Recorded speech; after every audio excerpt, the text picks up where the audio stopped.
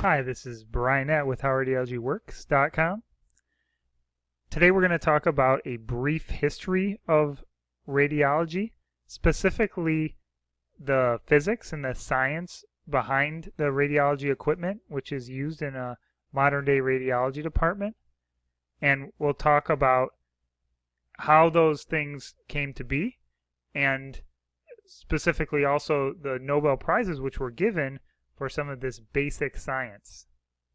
So if you're interested in this kind of material, namely bite-sized concepts and how radiology works, click subscribe below and then click on the little bell icon if you want to get notified when we release new content on this channel. So if you think about it, it's really interesting to think about that, my great-grandparents, for instance, none of this medical imaging equipment existed, and a lot of the science behind our medical imaging equipment wasn't even done at that time. So in just several generations, you can think about the fact that we've really come a long way. And so I just want to highlight the history of kind of when these things happen with respect to one another, so that you just kind of have a sense of what the history was. And then we'll also sprinkle in some interesting tidbits, like how was the history of ultrasound romantically related to the history of nuclear medicine, and which modality do you think was demonstrated first on a benchtop scenario? Do you think PET or CT was demonstrated first on a benchtop in the laboratory before they went clinical? So we'll start off in the 1880s, starting off in France. This is where the piezo-electric effect was demonstrated. And this effect is the heart and soul of a modern day ultrasound system. And the effect is that if you have a crystal, and if it's a certain type of crystal, if you squeeze that crystal, electricity can come out. And likewise, if electricity is applied, that crystal can deform. So that's the heart and soul of a modern day ultrasound probe. And those probes are happening by those crystals deforming to make the sound waves. And then also, as the reflected sound waves come back, that is converted to electricity, again with those same piezoelectric crystals. So this was done by the Curie brothers, and we're going to hear about them again shortly, so just stay tuned for the Curie brothers again, especially for Pierre Curie. So in 1895, X-rays are discovered. So Röntgen discovered X-rays, and he didn't know at the time what they were. He discovered an effect, and he didn't know at the time what they were. So he called them X-rays because X is typically the unknown thing, like in a math equation as we're solving. That happened in 1895. In 1896, radioactivity was discovered. So primarily, again, Pierre Curie, along with Marie Curie and Becquerel, are primarily given credit for the discovery of radioactivity, and the first case being that of a uranium rock that was discovered to be radioactive by Becquerel. Then the very first Nobel Prize, I'm also going to highlight the Nobel Prizes that were given for things that are the heart and soul of the radiology equipment.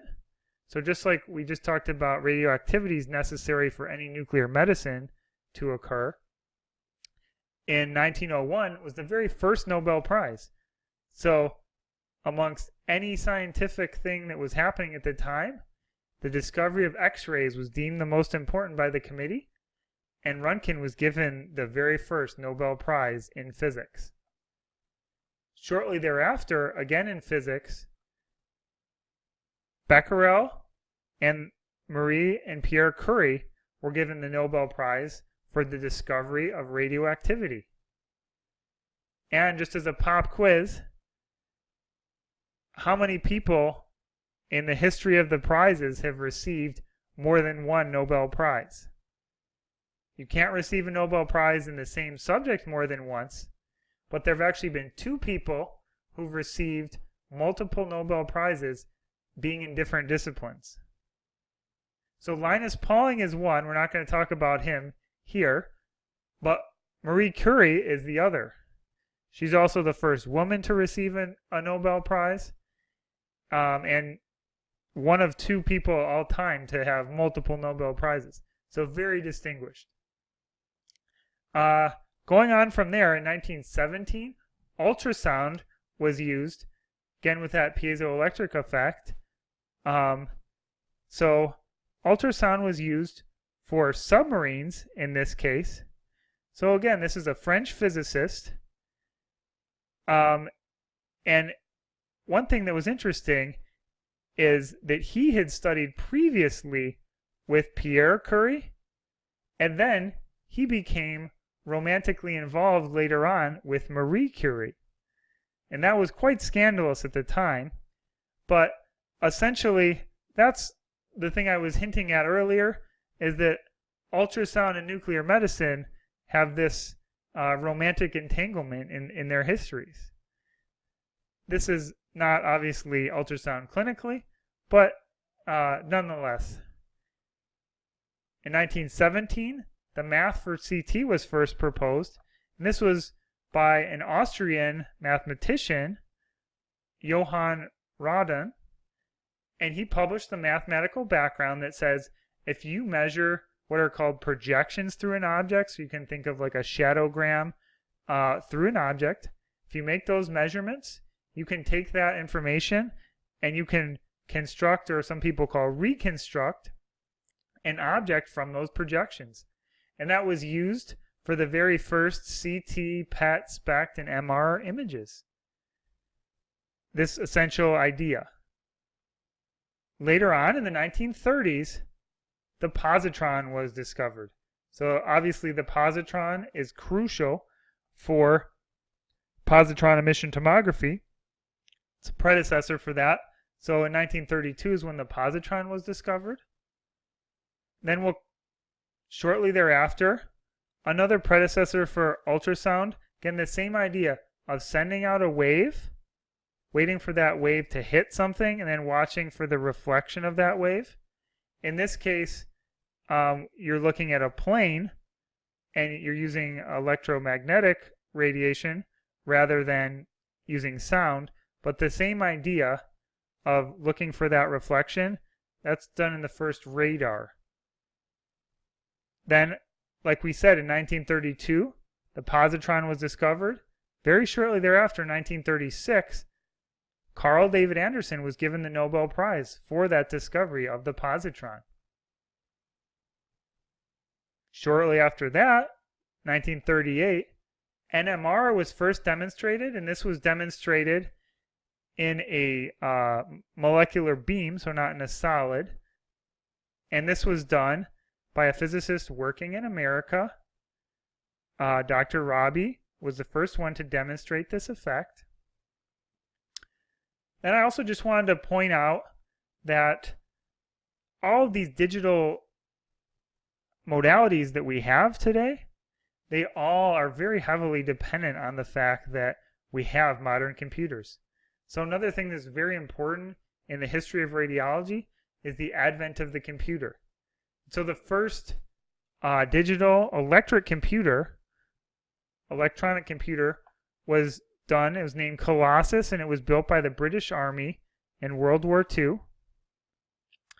And shortly thereafter, in 1944,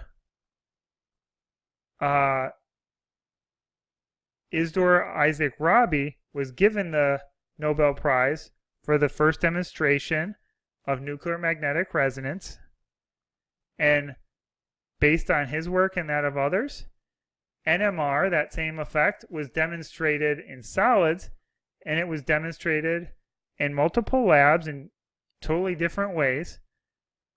And both of these labs were given the Nobel Prize in physics for nuclear magnetic resonance being the physical basis of MRI imaging.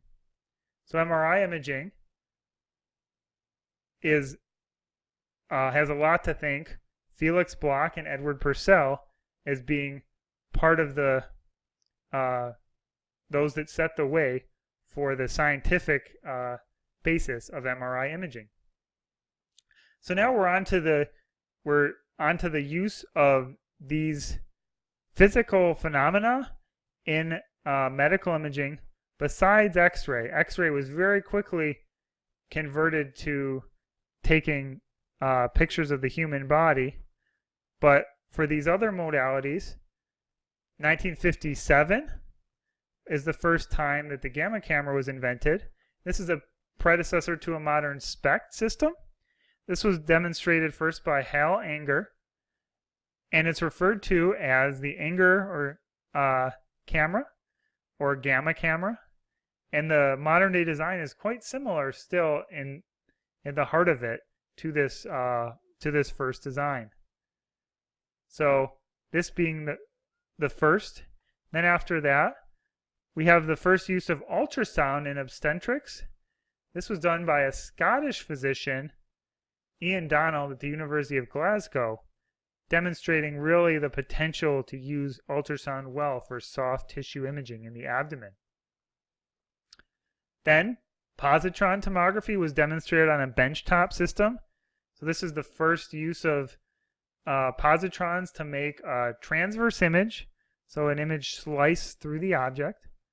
This was done at Brookhaven National Laboratory.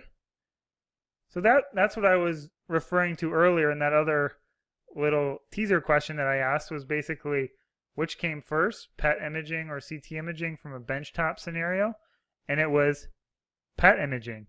So even though PET didn't become really mainstream until much later compared with CT, the first benchtop setup was actually demonstrated first. In 1968 was the advent of CT from a benchtop scenario. Again, this was a very slow system that took what we call parallel beam projections through the object. Again, using that same math that we talked about from 1917. So it was mathematically demonstrated well before we had the computer power and the physical measurements of the actual benchtop system. But this was done at EMI Laboratories, 1968. Then in 1972, MRI was invented. So this is the first, again, a benchtop system, a very much preclinical system that took just a few projections through an object, and it was demonstrated that NMR effect had been demonstrated earlier. It had been posited that it could be used clinically earlier, but this was the first effect, the first demonstration of making real images, where the idea is that if we apply gradients or changes in the MR field superimposed on a regular magnetic field, those can be used to isolate positions in space. And so this was done by applying gradients in different directions. You can take measurements in your MR system that's just like those projections that we talked about earlier in CT. This was done, the lab took several of these projections and then was able to make an image using that same math from CT. It's done first by Paul Lauterbur. In 1979 was the first Nobel Prize in CT. This is given to Sir Godfrey Hounsfield and Alan Cormack. They received the Nobel Prize for CT. Then we have a little gap between 1979 and the next, what I call big thing, is in 1998, there's the first PET CT scanner.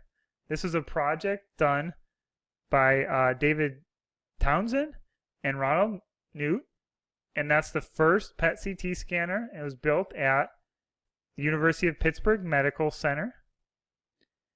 Then finally, the last thing I'd like to highlight in what I'm calling the scientific history of radiology is the MRI Nobel Prize. This is to Paul Lauterbur for the first demonstration of those images, and then to Peter Mansfield as well, who first demonstrated images in MRI on human subjects, and Mansfield himself was the first person ever scanned on an MR machine, even before it was definitely known that it was all going to be totally safe. So I hope that you enjoyed this kind of brief history through the scientific background of the physics behind radiology equipment, and that you can kind of get a better sense for when things happen with respect to one another. And what I'm most impressed with is how quickly things happen. I know that there's big gaps. There's a lot of other smaller modalities that were not included here, but this is just a brief history of the very major modalities in a radiology department. And obviously we don't talk about all of the engineering that goes into improving each of these modalities, because each of those demonstrates years of solid effort, but this is just a demonstration of the scientific history behind these modalities. So again, this is Brian Nett at howradiologyworks.com. And if you want to, again, have a review of this, you can go to howradiologyworks.com/brief history.